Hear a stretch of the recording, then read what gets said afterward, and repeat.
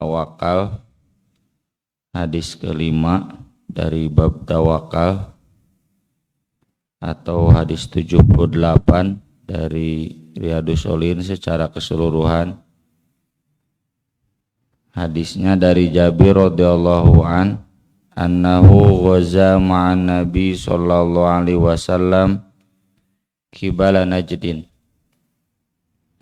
bahwasanya ia pernah ikut perang bersama Nabi sallallahu alaihi wasallam ke arah Najd. Falamma qafala Rasulullah sallallahu alaihi wasallam qafala ma'hum. Ketika Rasulullah sallallahu alaihi wasallam pulang, Jabir pun ikut pulang bersama mereka. Ini dalam riwayat lain disebut nanti di bawah perang Dzatur Riqa. Saya baca di kitab-kitab, demikian juga di kitab-kitab tarikh, bukan di syarah hadis saja. Tidak ada kesepakatan ya, ada yang menyebutkan sebelum Khandaq, ada yang menyebutkan sesudah Khandaq. Dan bagi kita itu tidak penting, karena memang zaman Nabi SAW bukan zaman pencatatan sejarah seperti sekarang. Jangan jauh-jauh lah. Kadang diantara kita juga ada bapak-bapak yang tidak tahu lahir tahun berapa, tanggal berapa. Jangan usum dicatat baheula. Pokoknya ini dalam satu peperangan yang Nabi SAW langsung memimpinnya. Fadrokat humul qaila fi wadin kathiril idah.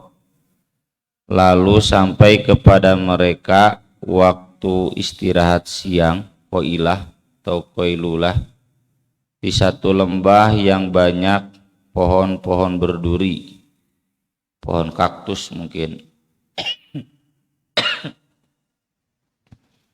Ini yang sering kita sampaikan bahwa istirahat siang itu sunnah.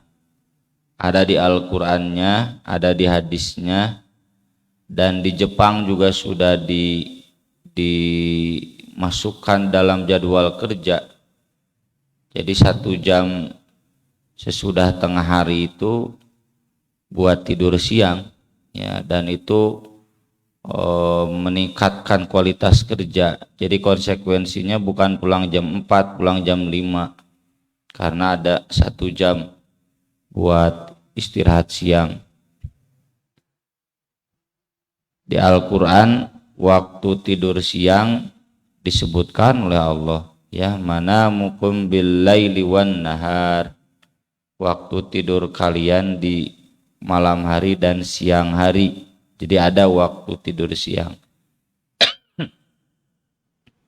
Di surat An-Nur disebutkan waktunya wahina tad'una thiyabakum minadh dhahirah, ketika kalian melepaskan baju luar kalian di waktu zuhur ya. Demikian juga di hadis-hadis tentang Jumatan, para sahabat biasa qailulah setelah sholat Jumat. Ini juga waktunya kurang lebih pada zuhur. Jadi tiba waktu siang, waktu istirahat itu di lembah yang banyak pohon kaktus atau pohon berduri. Qailah itu tidak harus tidur, merebahkan diri pun itu termasuk qailah. Pokoknya rehat ya. Sejenak lagi. Tong jika nyanu keblok sare tiba da duhur, udang-udang pada asar, eta mah teh produktif. Panazala Rasulullah sallallahu alaihi wasallam, Rasulullah sallallahu alaihi wasallam pun kemudian turun dari kendaraannya. Wa tafarraqan nasu fil idah, dan pasukan orang-orang berpencar ya, masing-masing di lembah yang penuh pohon berduri itu. Yastadhilluna bisyajar, mereka mencari naungan iuh-iuh dari pohon-pohon yang ada. Kan kalau pada zuhur minimalnya ada bayangan yang jatuh ya, yang berat sebelah. Nah, cari bayang-bayang itu buat merebahkan diri. Wa nazala Rasulullah sallallahu alaihi wasallam tahta samurah. Rasulullah sallallahu alaihi wasallam pun turun ya atau singgah di bawah samurah. Samurah dijelaskan oleh Imam An-Nawawi di sini asyajarah minatal wa hiyal idha min syajaril idha. Yang batang-batangnya agak kerap ya dari pohon-pohon berduri itu, sehingga ada bayang-bayang cukup besar ya, menaungi, menahan panas, melindungi dari sinar matahari. Fa'allaqa biha saifahu, Nabi pun menggantungkan pedangnya di pohon itu. Wa nimna naumatan, dan kami pun tidur sejenak. Tidak lama, memang tidur siang itu hanya menghilangkan lelah. Setengah jam cukup, paling lama 1 jam. Faida Rasulullah sallallahu alaihi wasallam yad'una fajinahu.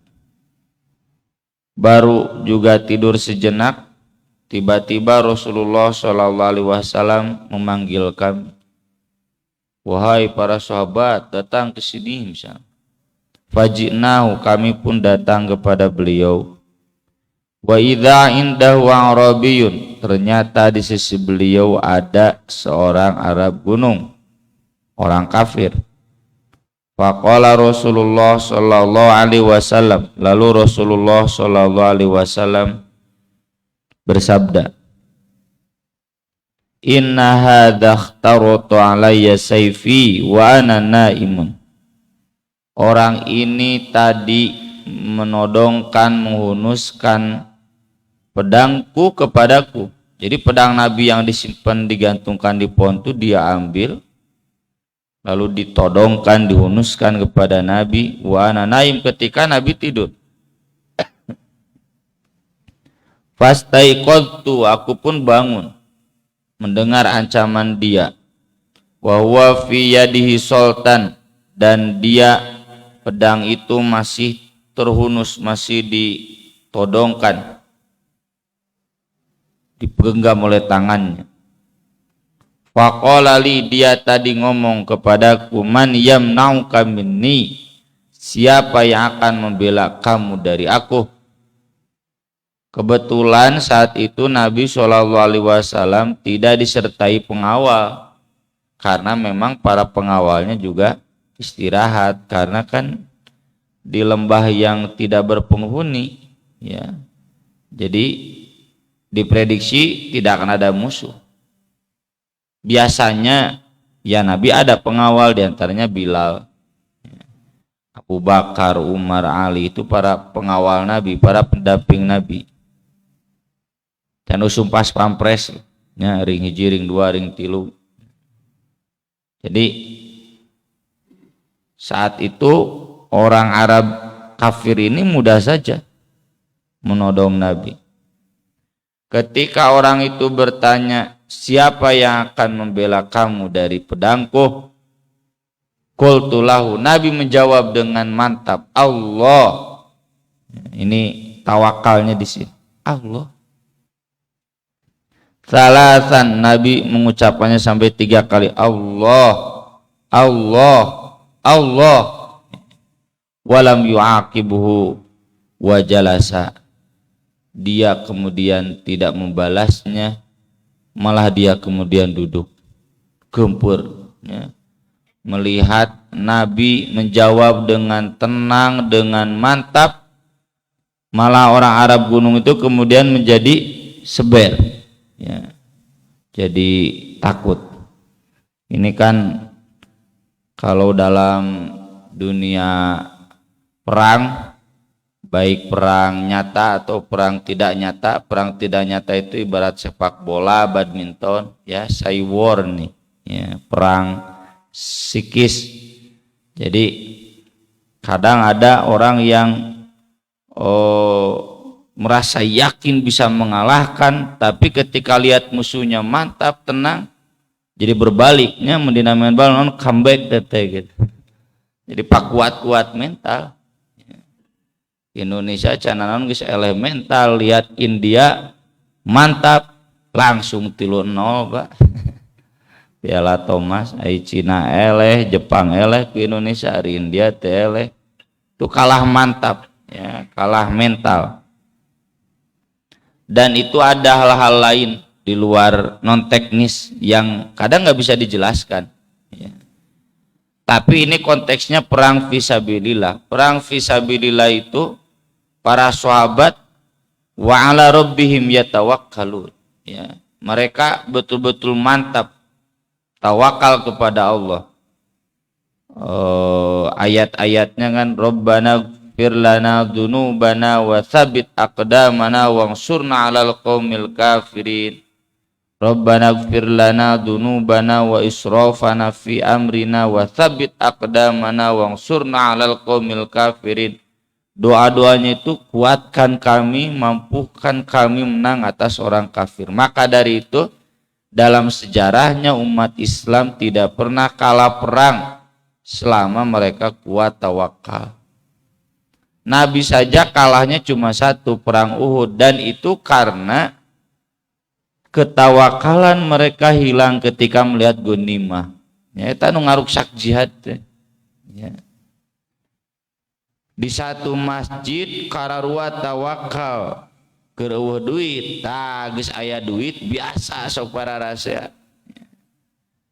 Di satu yayasan, di satu pesantren, di satu ormas biasanya kuat. Ya termasuk negara kita dulu ketika mengusir penjajah kuat, ya mantap, merdeka atau mati.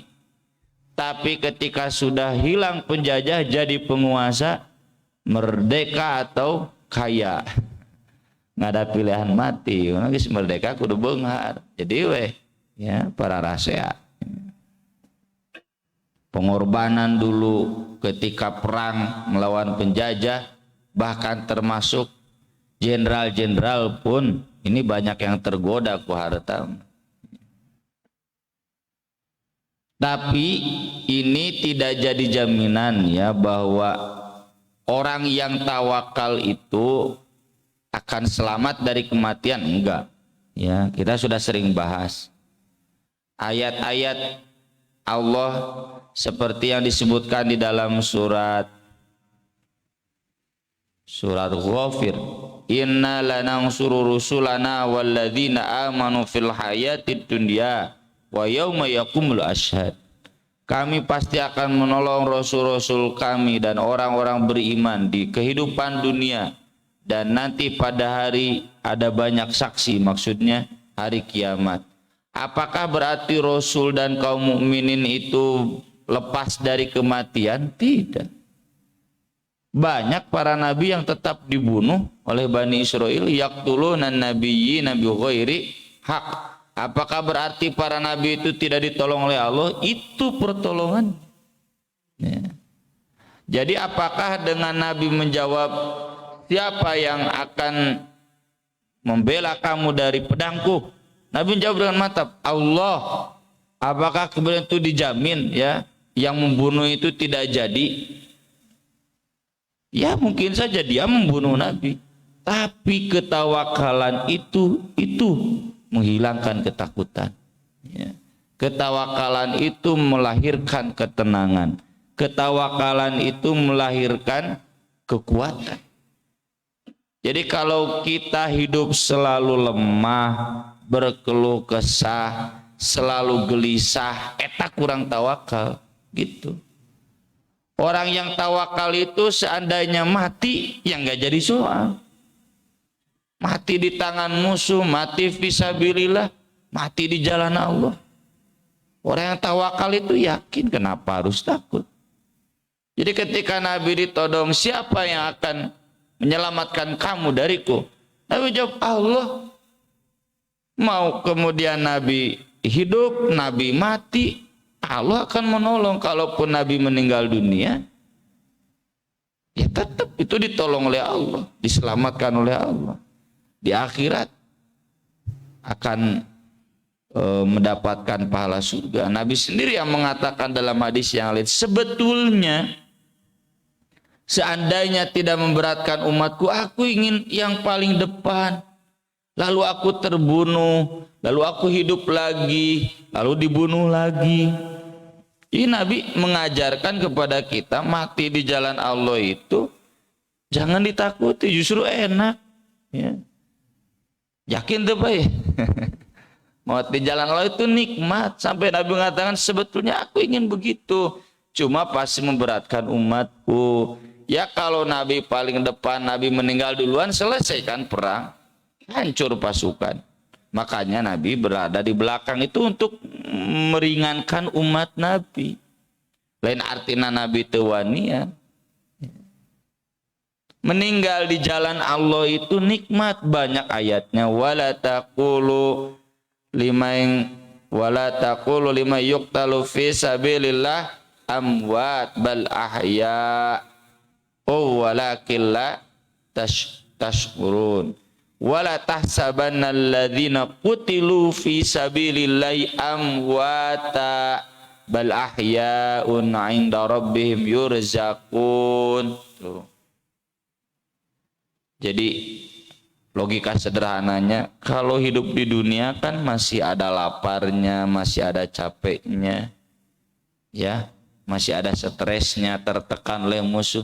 Itu mau meninggal, langsung disambut dengan rizki Allah, diistimewakan. Ibaratnya begini Pak, Bapak Ibu pilih mana? Hidup di Bandung, ya, di Astana Anyar, susah, lapar, capek, stres, udah makan pun capek jelemamanya. Geus dari suara ge capek, ya, capek buktinya kadituna yang sare, ya, capek. Lalu pilihan yang kedua, Bapak Ibu hidup di Garut misalkan, rumah disediakan, makan tinggal makan, tidur tinggal tidur, pelayan semua ada, ya, gak usah mikirin gawe, gak usah, pokoknya tinggal tinggal nikmat, rumah villa yang mewah, sejuknya, airnya air panas, di darajat lah meureun. Cing, ibu milih mana, bapak milih mana? Mending di Astana Anyar, ibu mending di Garut, nikmat. Jadi Allah kalaupun meninggal itu tetap Allah tolong. Tolongnya apa? Dipercepat nikmatnya begitu. Jadi istinbat dari hadis ini bukan berarti tawakal itu menyebabkan musuh pasti kalah, tidak jadi membunuh, enggak juga. Banyak sahabat yang mati dibunuh, para ulama juga banyak yang mati dibunuh, ya.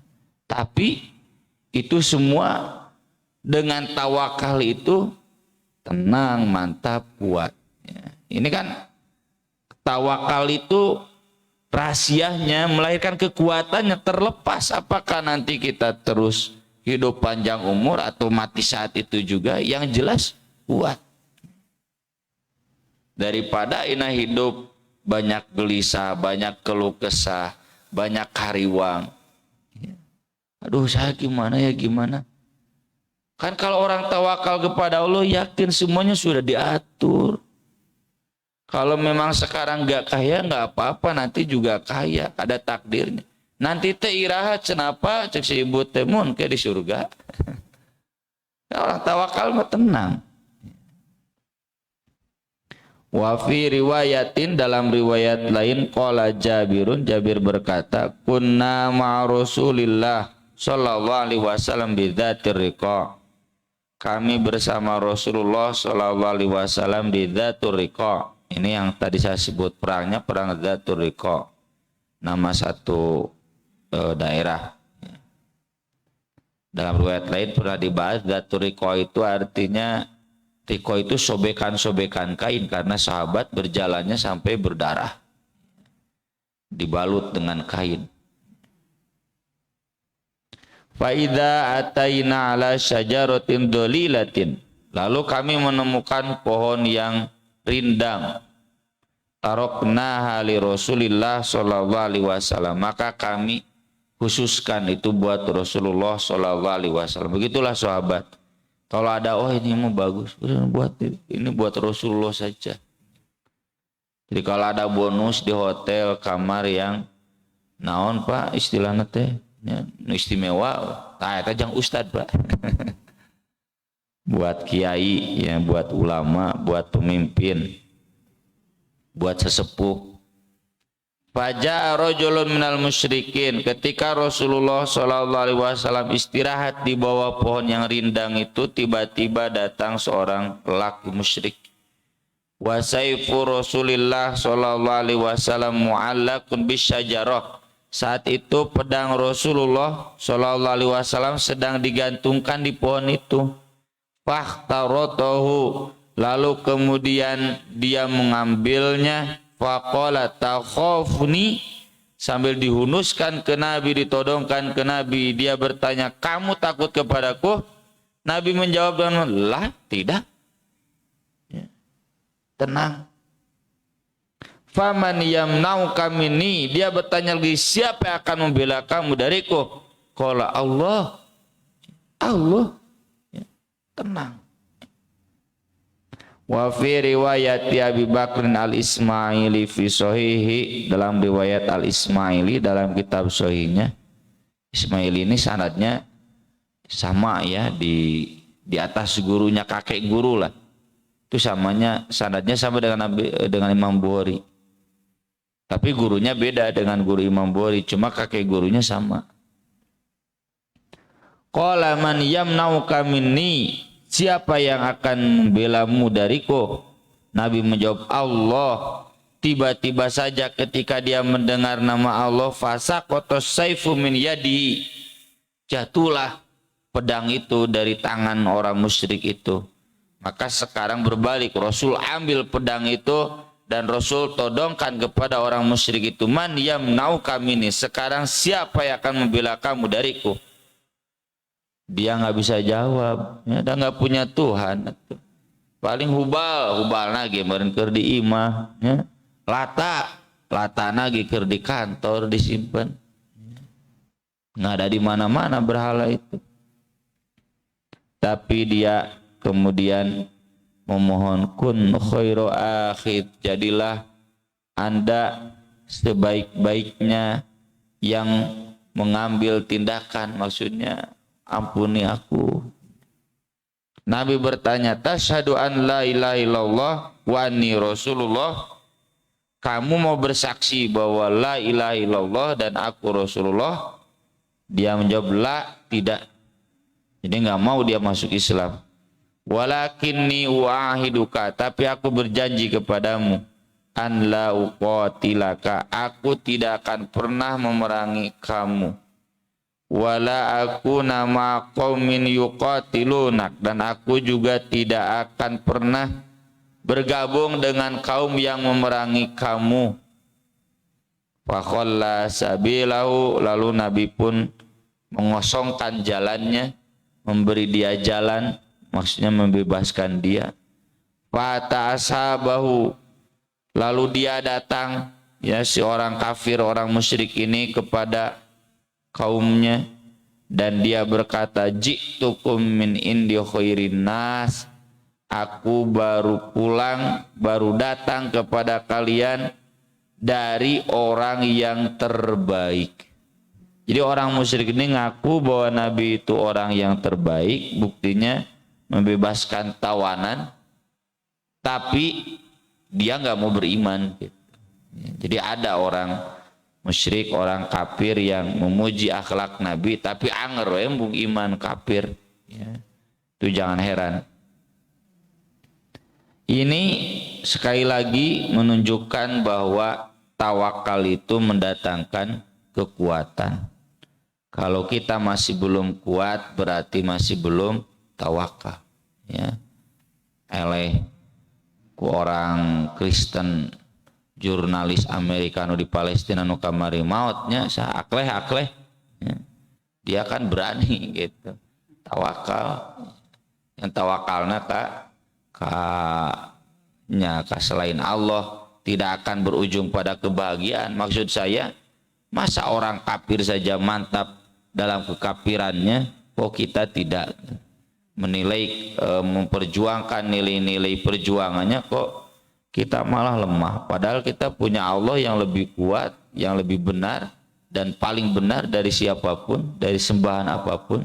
Maka sudah seharusnya kita lebih kuat, kita lebih tenang, kita lebih mantap ya. Ini ajang buat muhasabah buat kita. Kenapa kadang kita masih gelisah, masih stres, masih lemah ya? Ini berarti tawakal kita yang kurang. Kemudian hadis yang keenam dilewat itu tentang burung ya, sudah dibahas kemarin. Kemudian hadis yang ketujuh dari Abi Umarah Al-Bara bin Azib, ini selanjutnya doa-doa tawakal. Adab agar kita mantap dalam tawakal. Qala Rasulullah sallallahu alaihi wasallam, ya fulan, hey jang, ya, kan lebih mudah. Bapaknya saja Azib itu tidak jauh usianya dengan Nabi. Idza awaita ila firasyik, kalau kamu naik ke kasur kamu, fakul, ucapkan doa. Allahumma aslamtu nafsi ilaik wa wajjahtu wajhi ilaik wa fawwadtu amri ilaik wa alja'tu dhahri ilaik raghbatan wa rahbatan ilaik la malja wa la manja minka illa ilaik amantu bi kitabika alladhi anzalt wa nabiyyika alladhi arsalt. Tak sakit itu ya, doa sebelum tidur. Ya Allah, aku serahkan jiwaku kepadamu, aku hadapkan wajahku kepadamu, aku serahkan urusanku kepadamu, aku sandarkan punggungku kepadamu, dengan penuh harap sekaligus takut kepadamu. Tidak ada tempat berlindung dan tidak ada tempat keselamatan darimu kecuali kembali kepadamu. Aku beriman dengan kitabku yang kau turunkan dan dengan nabimu yang kau utus. Kata Nabi, fa innaka in mutta min lailatik mutta alal fitrah. Kalau kamu mati di malam itu, kamu mati dalam keadaan fitrah, sama seperti dilahirkan, maksudnya bersih dari dosa. Kullu mauludin yuladu alal fitrah. Wa in asbahta, kalau kamu masih hidup di pagi hari, asobta khairan, kamu akan memperoleh kebaikan ya. Dalam riwayat yang lain masih Bukhari Muslim dari Al-Bara, Nabi mengatakannya, idza ataita madja'aka, apabila kamu naik kasur kamu, fatawadda wudu'aka lis-shalah, wudu seperti wudu sholat. Ini adab tidur. Kata Ibnu Hajar, ada riwayat yang menjelaskan bahwa orang yang wudu ketika sholat itu nanti ruhnya diangkat dekat dengan Allah ya, disucikan. Tsumma taji' ala shiqqikal aiman, kemudian berbalinglah ke sebelah kanan yang kereng, yang ngigir. Wakul, lalu ucapkan yang tadi. Ada boleh pakai ini, boleh langsung aslamtu ya. Kalau saya biasa pakai ini, Allahumma inni aslamtu wajhi ilaik. Kalau di sini Allahumma inni aslamtu nafsi ilaik wa wajjahtu wajhi ilaik wa fawwadtu amri ilaik wa alja'tu dhahri ilaik, dan seterusnya ya. Waj'alhunna akhira ma taqul, jadikan itu bacaan terakhir dari yang kamu ucapkan. Nah ini kadang kan dikir sebelum tidur itu panjangnya, can nepi ka dieu geus tibra. Makanya diawalkan saja. Dan kalau ini udah dibaca, udah nggak ada dikir lagi yang lain. Ya. Ini yang terakhir. Dan itu susahnya di sana. Ya. Kadang ieu dibaca nyilek keneh. Ya. Nyilek keneh wah ngalamun karena tidur gitu. Jadi susah. Meski demikian ya minimal kita baca. Kenapa Nabi menyebutkan mati dalam keadaan fitrah? Ya karena suci lahir, suci batin. Suci lahirnya dengan wudhu, suci batinnya dengan doa ini. Ini di sini dimasukkan dalam bab yakin dan tawakal karena hadis ini, doa ini akan menguatkan tawakal kita. Kan tadi isinya aku serahkan, aku sandarkan, aku hadapkan, aku pasrahkan kepadamu. Itu tawakal. Dzikir ini akan menguatkan tawakal kita. Kemudian Abu Bakar As-Siddiq, nama aslinya Abdullah bin Uthman bin Amir bin Umar bin Ka'ab bin Sa'ad bin Taim bin Murrah bin Ka'ab bin Lu'ay bin Ghalib Al-Qurashi At-Taimi, orang Quraisy dari suku Taimi. Wa abu wa ummu sahabah. Abu Bakar ayahnya dan ibunya semuanya sahabat radhiyallahu anhum. Qala, kata Abu Bakar, nadhartu ila aqdamil musyrikin, aku melihat kaki-kaki orang musyrik. Wa nahnu fil ghar, ketika kami ada di gua, ini gua Sur. Ketika Nabi dan Abu Bakar dari perjalanan hijrah, kan dikejar-kejar. Bersembunyi kan, gua Sur itu di bawah. Ya, jadi dari mulut gua itu guanya ke bawah. Ya. Wahum ala ru'usina, dan mereka ada di atas kepala kami karena guanya di bawah. Faqultu, aku berkata, ya Rasulullah, lau anna ahadahum nadhara tahta qadamaihi la absarana. Rasul, kalau mereka melihat ke bawah ke kaki mereka, pasti mereka menemukan kita. Abu Bakar gelisah. Tapi Rasul tenang. Abu Bakar saat itu masih kurang tawakalnya. Rasul sudah mantap tawakalnya. Kata Abu Bakar, kata Rasul, ma dhannuka ya Abu Bakr bitsnain. Kamu mengira bagaimana Abu Bakar? Jangan mengira dua orang. Allahu tsalisuhuma. Allah kan ada bersama kita yang ketiganya. Ya. Ini yang disebutkan di dalam surat At-Taubah, idhuma fil ghar idh yaqulu li sahibi la tahzan innallaha ma'ana. Nah ini. Jadi kalau sudah tawakal enggak ada ketakutan. Kuat. Meski dalam kondisi yang sangat membahayakan. Meski menjelang kematian, kematian itu dihadapi bukan dengan gelisah, dengan tenang, dengan kuat. Meski sebut misalkan kalah, kayak Nabi dalam perang Uhud kan kalah, tenang saja, nggak gelisah. Yang gelisah itu orang-orang yang munafik atau yang terhasut oleh orang munafik, sebagaimana dibahas dalam surat Ali Imran.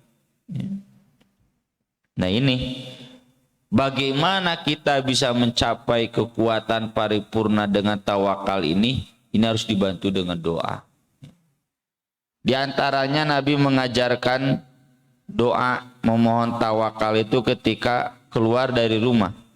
Hadisnya disampaikan oleh Ummul Mukminin Ummu Salamah, namanya Hindun binti Abi Umayyah Hudzaifah al-Makhzumiyah, bahwasanya Nabi SAW apabila keluar dari rumahnya, beliau berzikir bismillah tawakkaltu ala Allah.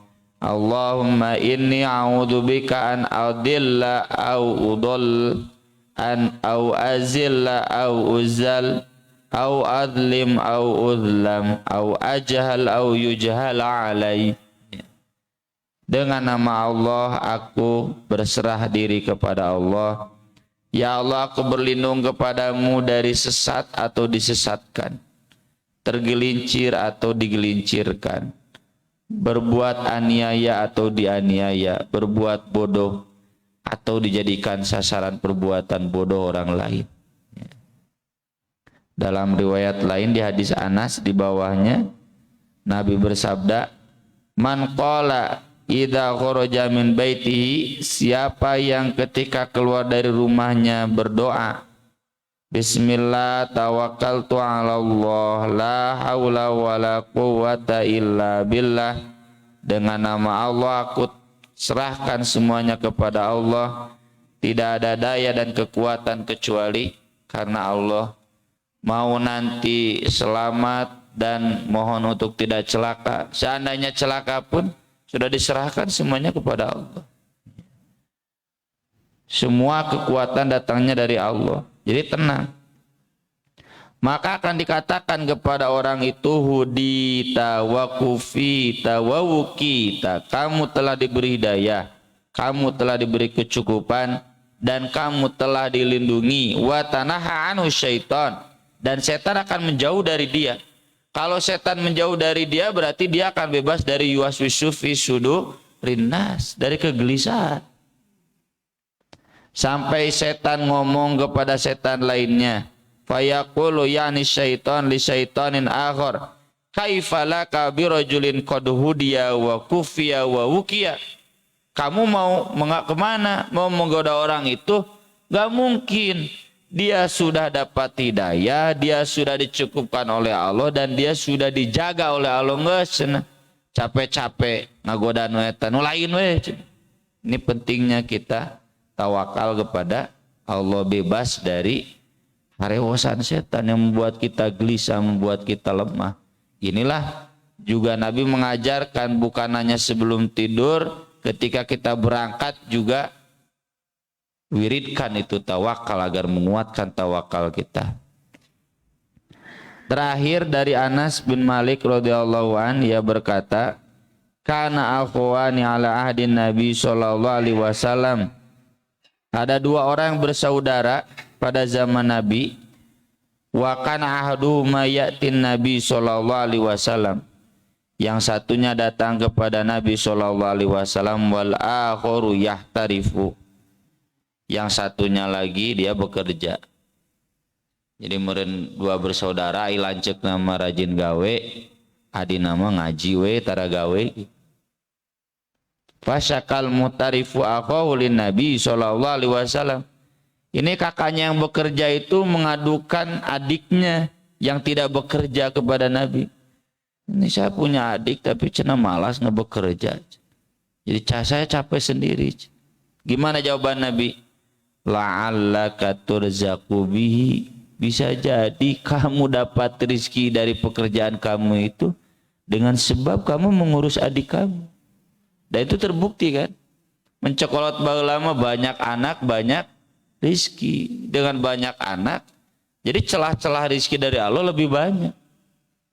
Sedikit anak, sedikit peluang rezekinya. Ya. Jadi kita jangan putus asa. Ya. Termasuk dalam konteks aktivitas saya sebagai praktisi pendidikan. Semakin banyak murid pun semakin liar, Pak. Lah malah layar kasar kabeh gitu. Tapi jangan kecil hati, justru semakin banyak itu, nah ini peluang rizki. Rizkinya semakin banyak gitu. Jadi disinilah tawakal kita kepada Allah dalam masalah rizki. Jangan pernah mengeluhkan ya orang lain yang tanda kutip seolah-olah jadi beban kita. Justru sangat mungkin dengan sebab dia kita dapat rizki. Allah memberi rizki kepada kita double agar kita bisa memberi kepada dia. Begitu. Jadi lamun aya nu miskin ya, boga dulur miskin, tatangga miskin, alhamdulillah. Alhamdulillah teh, karena bisa jadi rizki kita banyak itu karena untuk membantu dia. Dan itu banyak terbukti. Teu aya we cenah eta si emak ngantunkeun nya tatangga nu hareupeun da cenah jadi seureut rezeki teh ya dauh rezekikeunna ya. Atau yang banyak terjadi suami istri meninggal, suaminya atau meninggal istrinya nah cenah jadi seureut rezeki teh nya baheula mah bapak gede rezeki itu karena aya si emak nu ngadoakeun ya. Atau ya rizkikeun nah itu aya mah nya diseureutkeun ya rezekinya. Nah ini mengajarkan kepada kita untuk selalu urusan rezeki itu udah kita bekerja serahkan pada Allah. Seandainya ada yang kita tanggung, udah pokoknya mah tanggung we serahkan pada Allah. Masalah teu mampu tinggal ngadoa ke Allah. Karena justru rezeki kita mungkin ada dari orang-orang yang menurut kita menjadi beban bagi kita. Aku lo qouli hada wa astaghfirullah li wa lakum rabbana atina fid dunya hasanah wa fil akhirati hasanah wa qina adzabannar. Subhanallah wa bihamdi subhanallahil azim wassalatu wassalamu ala rasulillah. Wassalamualaikum warahmatullahi wabarakatuh.